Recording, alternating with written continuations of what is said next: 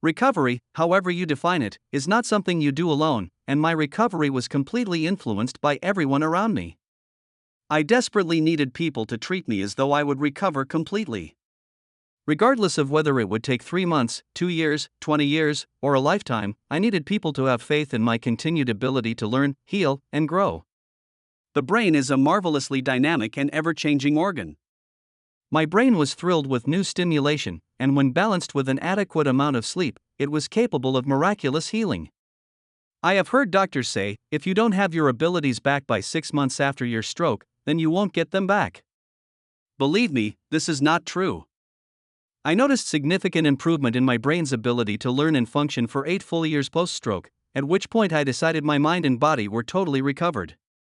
Scientists are well aware that the brain has tremendous ability to change its connections based upon its incoming stimulation. This special characteristic of the brain is the basis for its ability to recover lost functions. I think of the brain as a playground filled with lots of little children. All of these children are eager to please you and make you happy. What? You think I'm confusing children with puppies? You look at the playground and note a group of kids playing kickball, another group acting like monkeys on the jungle gym, and another group hanging out by the sandbox. Each of these groups of children is doing different yet similar things, very much like the different sets of cells in the brain. If you remove the jungle gym, then those kids will either go away or they will join other kids and start doing whatever else is available to be done. The same is true for brain cells. If you wipe out a brain cell's genetically programmed function, then those cells will either die from lack of stimulation or they will find something new to do. For example, in the case of vision, if you put a patch over one eye, blocking visual stimulation coming into the cells of the visual cortex, then those cells will reach out to the adjacent cells to see if they can contribute toward a new function. I needed the people around me to believe in me, and my brain's ability to grow, learn, and recover.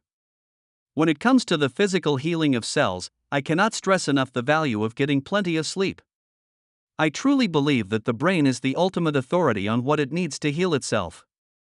My brain needed sleep to be protected. Over the course of several years, if I didn't respect my brain's need for sleep, my sensory systems experienced agonizing pain and I became psychologically and physically exhausted. For my recovery, it was critical that I honor the healing power of sleep. I remain a very loud advocate for the benefits of sleep, and more sleep mixed with periods of learning and cognitive challenge. From the beginning, it was vitally important that my caregivers permit me the freedom to let go of my past accomplishments so I could identify new areas of interest. I needed people to love me not for the person I had been, but for who I might now become. When my old familiar left hemisphere released its control over my more artistic and musically creative right hemisphere, everything shifted, and I needed my family, friends, and colleagues to support my efforts at reinventing myself.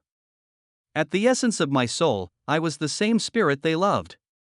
But because of the trauma, my brain circuitry was different now, and with that came a shifted perception of the world. Although I looked the same and would eventually walk and talk the same as I did before the stroke, my brain wiring was different now, as were many of my interests, likes, and dislikes. I desperately needed people to accept me as the person I was at that moment, and permit me the freedom to evolve as a right hemisphere dominant personality. I needed those around me to be encouraging. I needed to know that I still had value. I needed to have dreams to work toward.